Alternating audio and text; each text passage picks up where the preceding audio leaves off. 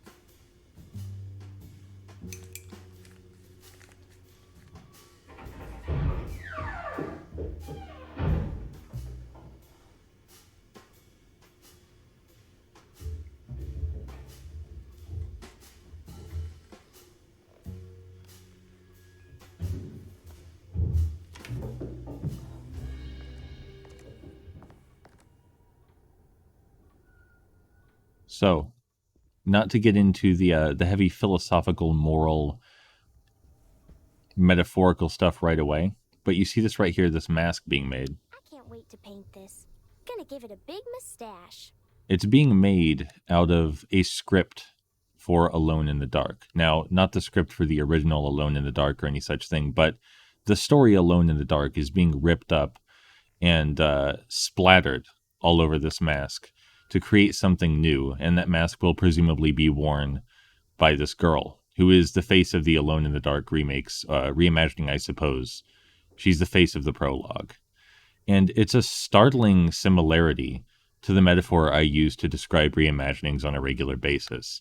I'm not a fan of remakes and reimaginings. I feel like there's very little good that comes from remaking or reimagining a work of art. I feel like if you want to re-release it for new generations to experience, that's fine, but if games are art, they should be appreciated as they are, warts and all, within their cultural context and unique history. We shouldn't have to remake them for new, more impatient audiences to consume.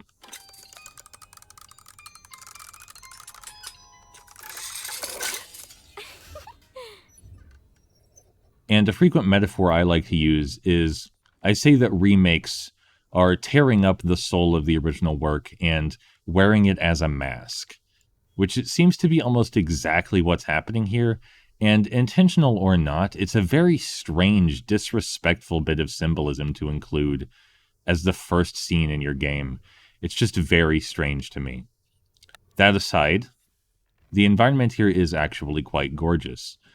It is, this is a period piece taking place in the 1920s, and the furnishings and toys and general atmosphere are wonderful to that end. There are some goofy physics objects that don't behave exactly as they should, but the environment itself is lovely. And I particularly like the details with these dolls, because today we know these as creepy dolls, but back then, no, they weren't creepy. They were just dolls. They were just a thing you owned and played with. I don't like, however, that doll's head so easily pops off. Seems like a pretty cheap attempt at being creepy to me. Anyway, we heard a noise outside. Let's go check it out.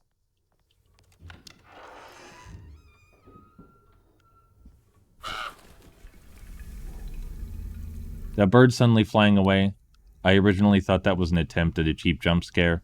I suppose it depends how quickly you rush out the door. You can actually still see the bird out there now. Let's head outside. I guess we won't be playing outside today. I do love this eerie blue reflection as well.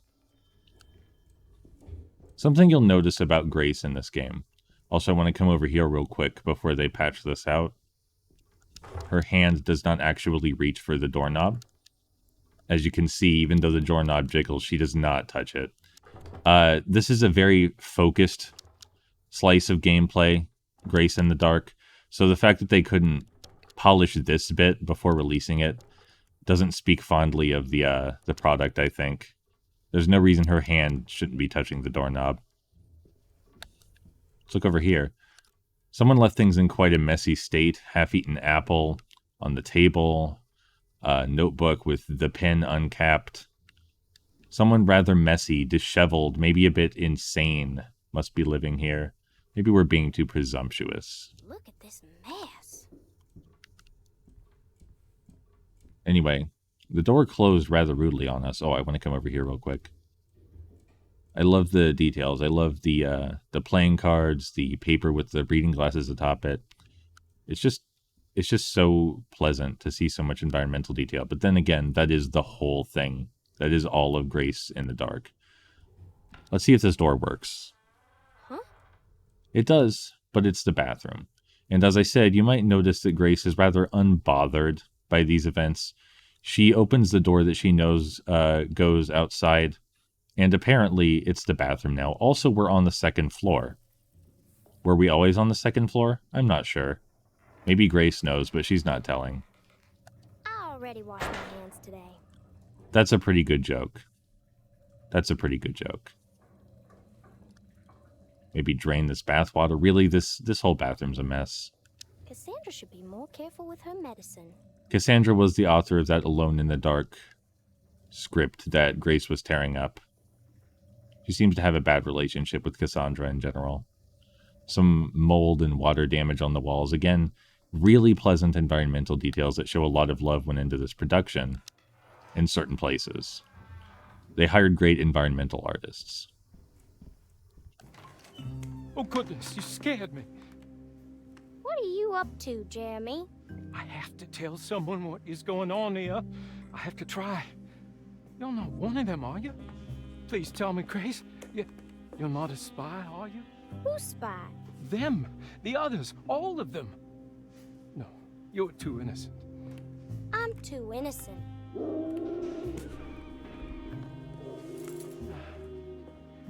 I need to get this letter to my niece. She would understand. Just give it to the clerk, Mr. Waits, and he'll post it. No, he could be in on it. What if he won't post my letter? Then don't make it look like it's one of yours. Here, let me do it.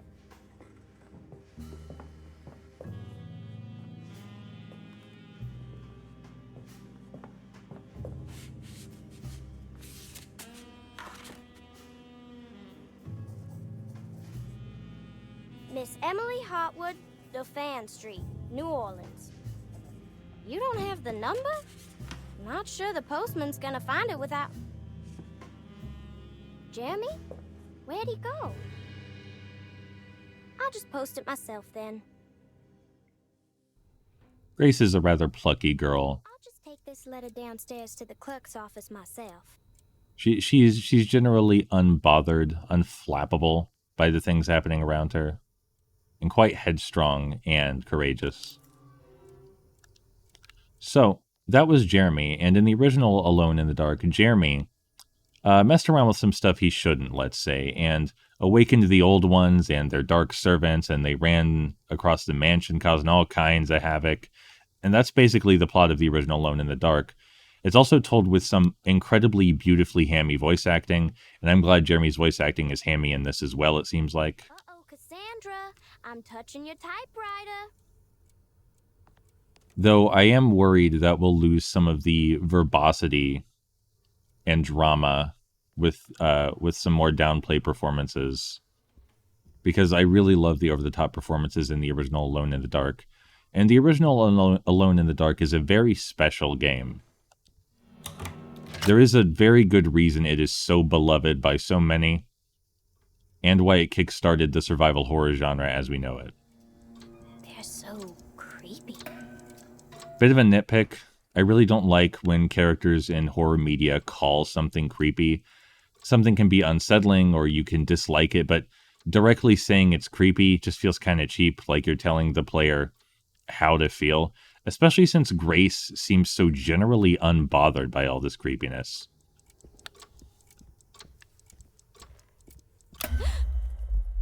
It's the first and only real jump scare, I think. I guess there's one downstairs, but you might be able to see that one coming. The entire environment has changed around us. the pleasant facade of this once beautiful mansion turned on its head.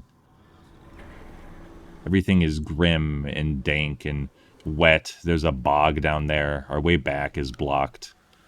But Grace takes it all in stride.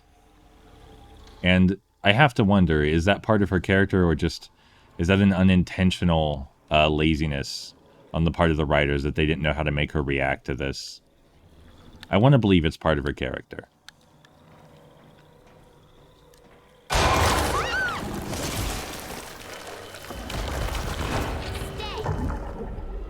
You ever wonder if things like that would be nearly as scary without the sting? I wonder how much of the work is being done by the sting. The original Alone in the Dark didn't really have much need for jump scares per se. It primarily relied on both its atmosphere and the surreal nature of the hazards you encountered to frighten you. Like, there are some things in Alone in the Dark that are genuinely surprising to see, even today, I think. This section is more or less a glorified QTE, and I like QTEs and everything, but I think in a horror game in particular, you really ought to give your player more agency than this, you know? You ought to give them more direct control over what happens.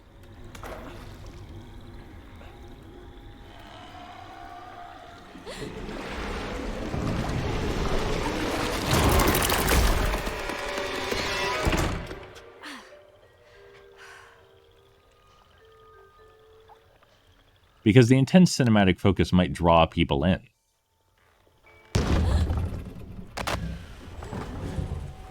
But it's rather surface level tension, because they know that if they perform the button prompts properly, they'll be fine.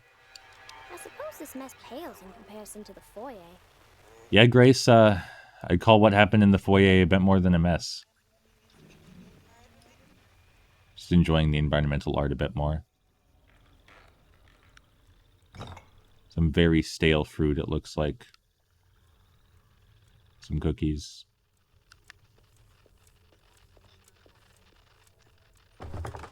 Mr. Waits? Hello? Can't open the door because it's locked. Mr. Waits?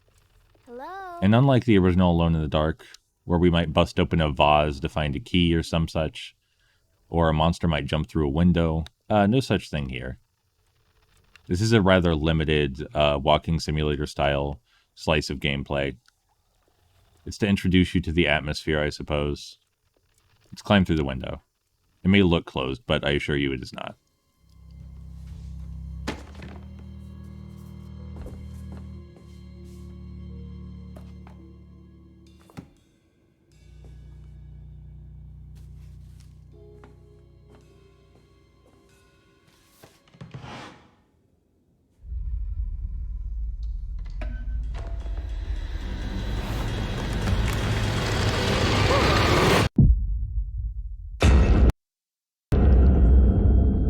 And believe it or not, that is it. What follows next is more or less a trailer, but I'll let it play out for you.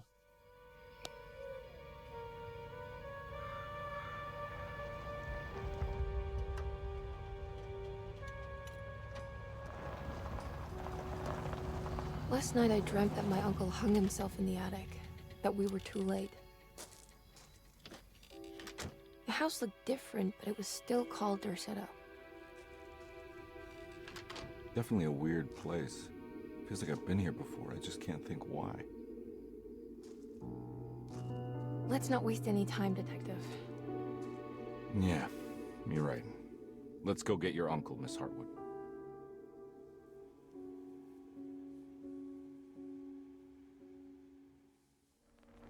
So, that was it, as I was saying. And I do have some thoughts on this experience. First of all, this prologue, I don't think it's fair to really call it a prologue, right? Like, it's a very, very short walking simulator style exploration thing where you walk through a couple of admittedly very, very well decorated rooms and you press a few buttons and that's it. And that's not necessarily bad on its surface, but calling it a prologue sets expectations a bit higher than they should be. Giving it its own name, Grace in the Dark, again, sets expectations a bit higher than they should be. And to top that, like I was saying, Alone in the Dark, the 1992 original, is a very, very special game. It is so well adored because it is impeccably written. The voice acting is highly memorable. There's no survival horror game yet which has quite managed to capture its unique atmosphere.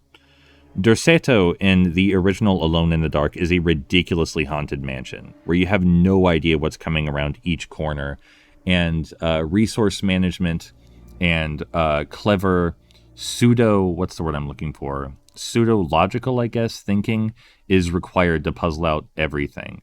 It's incredible to play back. It was incredible to play back then. It's still incredible to play now. And what we just played here, there's nothing really special about it, is there? Like, aside from the set dressing, which is admittedly, again, beautiful. We were just playing as a girl who walked a bit. There were some spooky monsters, and then it was over. It didn't really sell us on any of the storytelling. It feels kind of cynical. It's like, hey, you remember these things from the original Alone in the Dark? Well, we have them here, so please buy our product. And I don't like that. I'm not a big fan of remakes and reimaginings in general, but at least the 2008 reimagining of Alone in the Dark, right, took things in a completely wild new direction. It still should have had a different name. Like, originally it had a subtitle, Near Death Investigations. They definitely should have kept that subtitle. But at least it tried something wildly new and wasn't just trying to replace the original or any such thing. But this, most people, like, this is marketed as a reimagining of Alone in the Dark, the 1992 original. And so many more people are going to play this than the original game. And because of that, it has the opportunity to replace the original in a cultural context for a generation of people.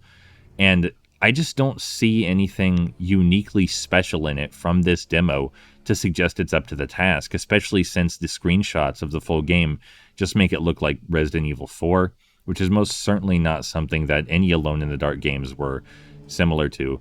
Again, even the 2008 game, which I unironically am quite fond of, the 2008 game wasn't really mimicking any other survival horror games. It was its own thing. And I just don't feel that from this demo or from the press material, so that's quite a shame.